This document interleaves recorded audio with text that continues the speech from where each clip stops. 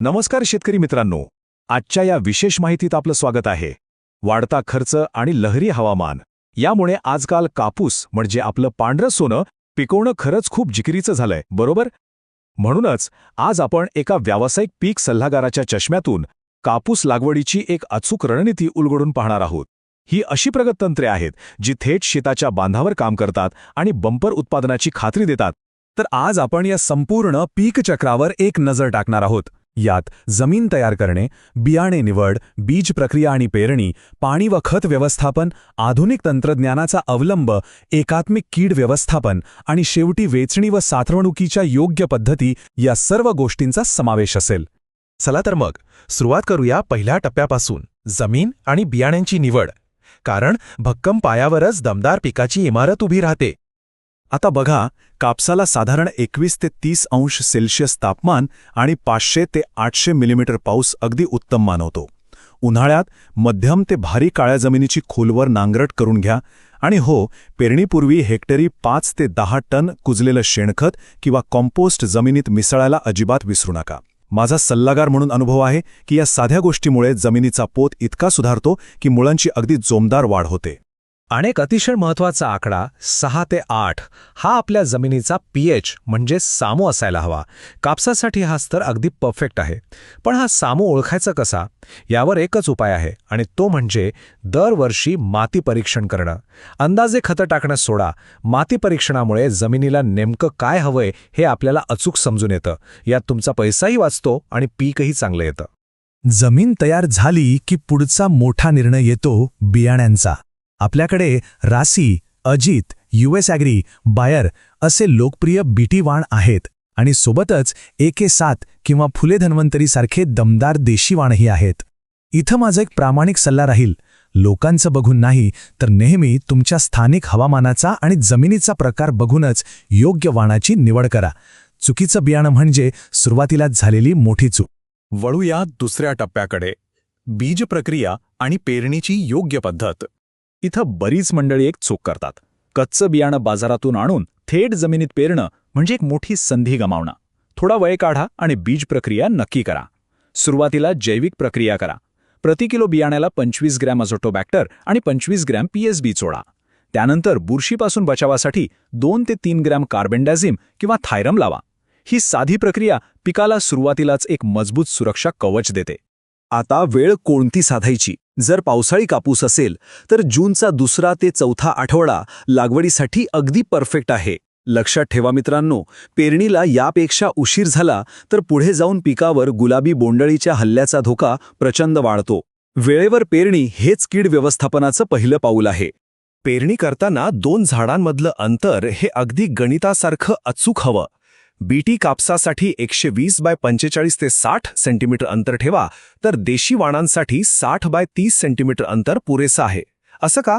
कारण यामुळे शेतात हवा छान खेळती राहते, सगळ्या पानांना योग्य सूर्यप्रकाश मिळतो आणि रोगांचा धोका नैसर्गिकरित्याच टळून जातो.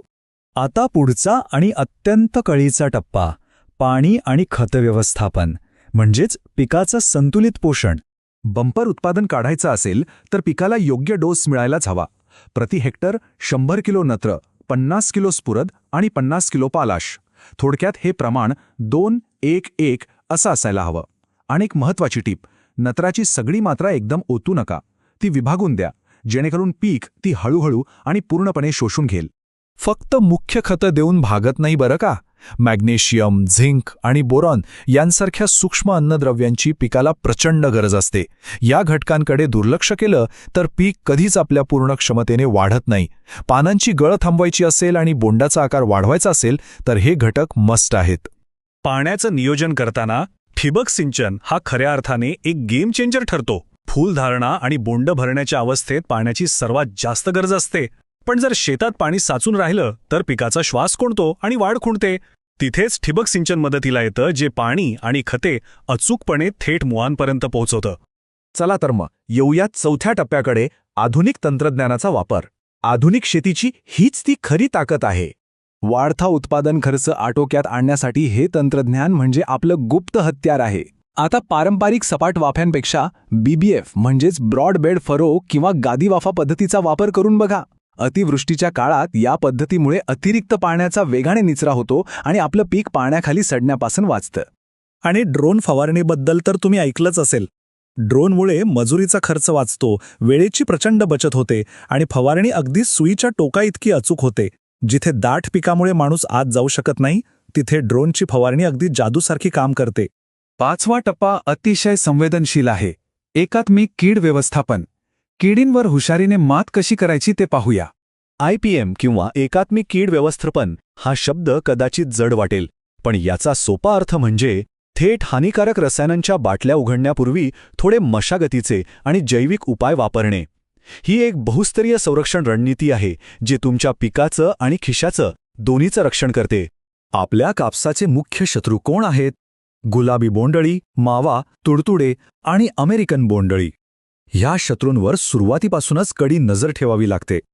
जर आपण वेळीच लक्ष दिलं नाही तर ह्या किडी अक्षरशः उभं पीक उद्ध्वस्त करू शकतात. यासाठी ही 3 टप्प्यांची रणनीती कायम लक्षात ठेवा. पहिली पायरी, शेतात फेरोमॉन ट्रॅप्स म्हणजे कामगंध सापळे लावा. यातून किडींचा अंदाज येतो. दुसरी पायरी, निंबोळी अर्काची फवारणी करा. आणि जर प्रादुर्भाव तरीही आटोक्यात येत नसेल तरच तिसऱ्या टप्प्यात कृषी तज्ज्ञांना विचारून रासायनिक कीटकनाशकांचा वापर करा. आता आलोय आपण अगदी शेवटच्या 6व्या टप्प्यावर, वेचणी आणि साठवणूक. इथं केलेली जराशी गडबड तुमच्या महिन्याभराच्या मेहनतीवर पाणी फेरू शकते. नियम अगदी साधे आहेत. वेचणी करताना फक्त पूर्ण उमललेलीच बोंड वेचा. ओला कापूस चुकूनही साठवायचा नाही, नाहीतर त्याला बुरशी लागते आणि भाव पडतो. आणि सर्वात महत्त्वाचं, कीड लागलेला कापूस चांगल्या कापसात अजिबात मिसळू देऊ नका. या संपूर्ण चर्चेचं सार काय? तर मित्रांनो, शेतीला आता केवळ एक व्यवसाय न मानता एक अचूक विज्ञान मानलं पाहिजे. जेव्हा आपण या आधुनिक तंत्रज्ञानाचा वापर करतो तेव्हाच हे आपलं पांढरं सोनं खऱ्या अर्थाने आपल्याला समृद्धी मिळवून देईल. जाता जाता स्वतःला एक प्रश्न नक्की विचारा. हवामान बदलाच्या या सतत बदलणाऱ्या आणि आव्हानात्मक काळात आपण जुन्याच पारंपरिक पद्धतींना चिकटून राहणार का? की आपलं पांढरं सोनं आणि भविष्य सुरक्षित करण्यासाठी आधुनिक तंत्रज्ञानाची कास धरणार? विचार नक्की करा. आजच्या या माहितीत आमच्यासोबत जोडले गेल्याबद्दल खूप खूप धन्यवाद. अधिक उपयुक्त माहितीसाठी असेच सोबत रहा.